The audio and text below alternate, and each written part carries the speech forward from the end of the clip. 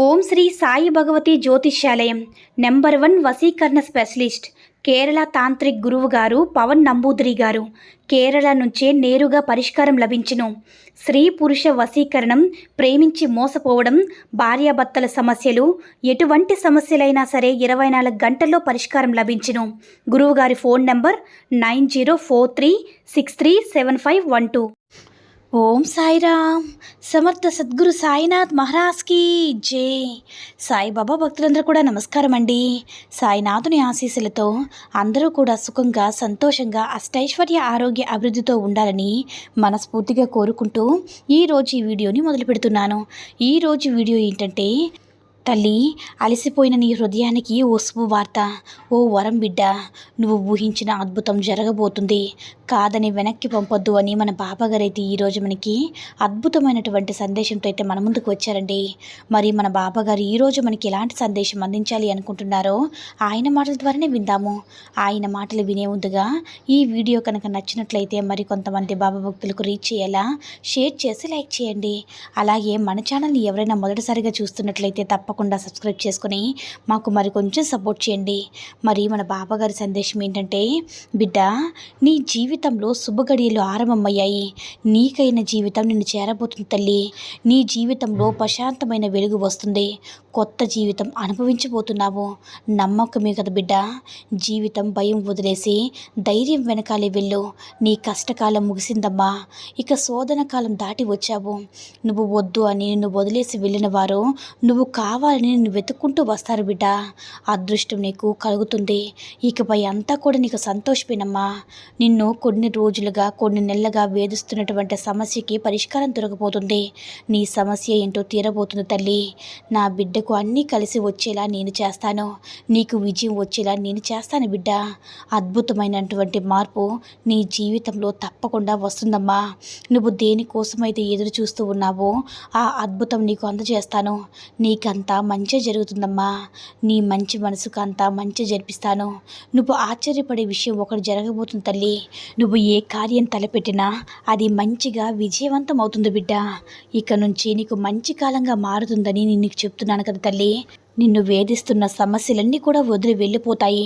నువ్వు అనుకున్న విషయం ఈ నెలలోనే జరుగుతుంది తల్లి. నువ్వు కన్నీరు కార్చే రోజులు కూడా అయిపోయాయి. నీకు కాలం కలిసి వచ్చి నీకు కావాల్సింది నీ వద్దకు వచ్చే సమయం అనేది ఆసన్నమైంది. నీ సాయి తండ్రి నీ కోసం ఇప్పటి వరకు కూడా పనిచేస్తూనే ఉన్నానమ్మా. నిన్ను వదిలి వెళ్ళిన వారు వారే నీ వద్దకు వస్తారు. అది దగ్గరలోనే వసంతకాలం రాబోతుంది బిడ్డ. నువ్వు అనుభవించిన కష్టం, దిగులు, బాధ అంతా తొలగిపోయి ఆనందంగా జీవించబోతున్నావు. సిరి సంపదలతోటి జీవించబోతున్నావు బిడ్డ.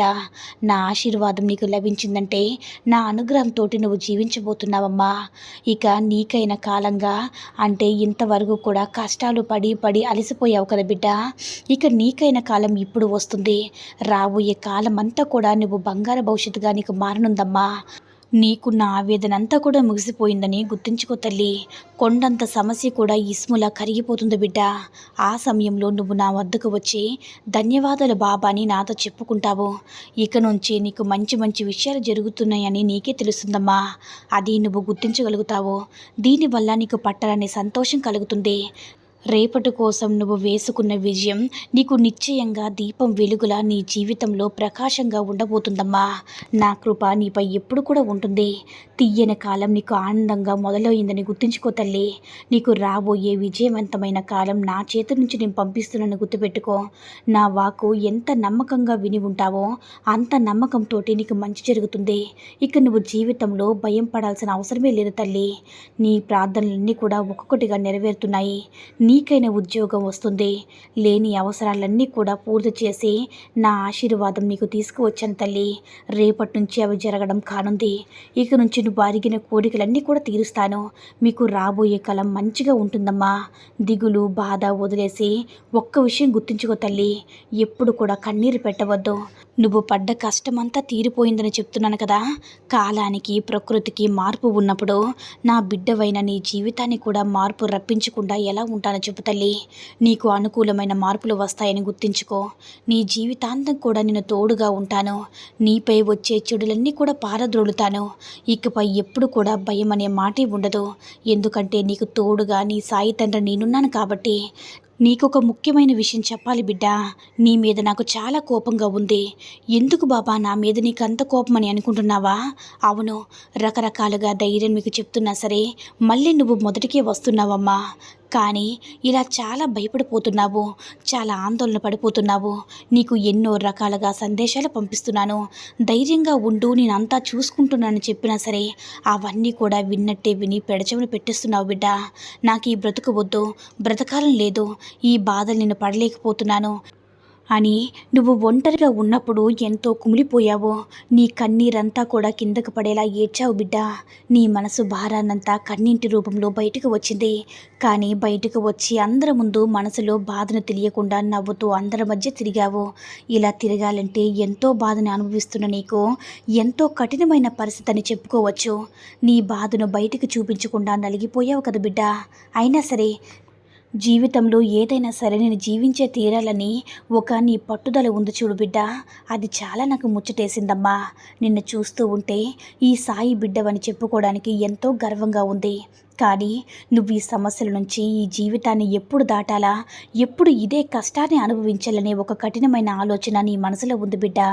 బాబా నాకు విడుదలనేదే లేదా, ఎప్పుడు నిన్ను వీటిని మోస్తూనే ఉండాలా, ఈ భారాన్నంతా ఇప్పటి వరకు ఉయ్యాలయ్యా అని చెప్పి నా దగ్గర నువ్వు మొరపెట్టుకుంటూ మనసులోని ఆవేదనతో పిలుస్తూ మాట్లాడుతున్న మాటలన్నీ కూడా నాకు వినిపిస్తున్నాయి బిడ్డ. ఇన్ని రోజులు ఇంత గంభీరంగా ఉన్నా నువ్వు ఇప్పుడు మాత్రం కొంచెం నిరాశపడ్డావు బిడ్డ.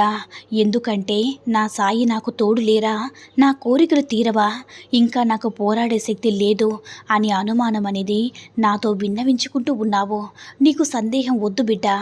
ఎలాంటి సందేహం లేకుండా నువ్వు ఎప్పటిలాగే ఉండు. ఎందువల్లంటే నీకు నీ ధైర్యమే నీ జీవితంలో మంచి మార్గాన్ని చూపిస్తుంది. ఆ దారిలో నువ్వు నడిచినప్పుడు తప్పకుండా నీ గమ్యానికి నువ్వు చేరుకుంటావు. ప్రతిరోజు కూడా బాబా లేదా సాయి తండ్రిని తలుచుకోకుండా ఉన్నావా? అలాంటప్పుడు నన్నే సదా తలుచుకుంటున్నావు. నేను నీకు అండగా ఉండకుండా ఎలా ఉంటాను చెప్పు బిడ్డ. నీ కష్టాలన్నీ పంచుకోకుండా, నీ కష్టాలను దూరం చేయకుండా ఉంటానని ఎలా ఉంటున్నాను చెప్పు. కాలం ఎప్పుడు కూడా శాశ్వతం కాదు. తప్పకుండా నీకు అండగా ఉంటానని ప్రతిసారి చెప్తూనే ఉన్నాను. కానీ వినేంతసేపు వింటావు, తర్వాత యథావిధిగానే నీ మనసు అలజడిలో మునిగిపోతుంది బిడ్డ. ఎందుకు బిడ్డ అంత అలజడి? తప్పకుండా మీ కష్టాలకి ఒక ముగింపు అనేది వస్తుంది. ఇక నుంచి నీ జీవితం పోరాటం అనేది నువ్వు ఇష్టపడి చేస్తావు. నీకు కష్టంగా ఉండే రోజులన్నీ కూడా దూరం అయిపోయాయి. ఈ సాయి జరణ మరణాలకి అతీతుడు. ఈ విషయం నీకు తెలుసు కదా. అలాంటప్పుడు నా బిడ్డవైన నువ్వు నా పాదాల చెంత శరణాగతి పొందడం నీకు అండగా ఉండకుండా ఇంకా ఎవరు ఉంటారు చెప్పు బిడ్డ. నీ కష్టాలన్నీ కరిగిపోయి రోజు ఇది. ఈ రోజు నుంచి నీకంతా శుభమే కలుగుతుంది బిడ్డ. ఎప్పుడు కూడా నా కష్టాలు తీరుతాయి, నాకు సుఖమైన రోజులు ఎప్పుడు వస్తాయి బాబా. నేను పడుతున్న కష్టాలన్నీ నాకు ముగింపు కావాలి, ఇంకా పోరాడే శక్తి నాకు లేదు అని అలాంటి భావన ఉంటే అంతా కూడా తొలగించుకో. ఇక నువ్వు ఎలాంటి పోరాటాలు చేయాల్సిన అవసరం లేదు తల్లి. ఇంకా ఇక నుంచి నిన్ను బాధ పెట్టను. ఇక నువ్వు బాధపడే కాలం పూర్తయింది అని చెప్తున్నాను కదా. నీకున్న కష్టాలన్నీ దూరం చేసేసి తప్పకుండా అనుగ్రహాన్ని ప్రసాదిస్తాను. నువ్వు శాశ్వత సంతోషాన్ని నీకు అందజేస్తాను బిడ్డ.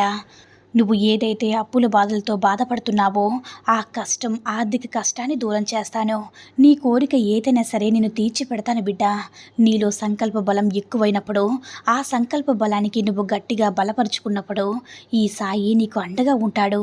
ఈ సాయి నీతోనే ఎప్పుడు కూడా ఉన్నాననడానికి ప్రతిరోజు ప్రతి ఒక్క మాట నీతోనే మాట్లాడుతున్నాను. నా వాక్కులు కానీ, నా సందేశాలు కానీ, నా చిత్రరూపం కానీ ఏదో ఒక మూలన, ఏదో ఒక విధంగా నా నామం కానీ నీ చెవిలో పడడమో, కంట్లో పడడమో జరుగుతూ ఉంటుంది. ఇవన్నీ కూడా నీతోనే నేను ఉన్నాననే దానికి అర్థం. కాబట్టి ఇక భయం వద్దు బిడ్డ. ఎప్పుడు కూడా నీకు దూరంగా లేననే భావన ఉన్నప్పుడు నీకు ప్రశాంతంగా ఉంటుంది, నీకు ధైర్యంగా ఉంటుంది. నా ఆశీర్వాదం నీకు ఎల్లప్పుడూ కూడా ఉంటుంది బిడ్డ. నీవు నీ కుటుంబంతో సుఖ సంతోషాలతో జీవించు.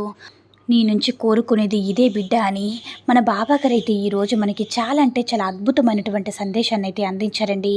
మరి మన బాబాగారు అందించిన సందేశం అందరికీ కూడా నచ్చిందని అనుకుంటున్నాను.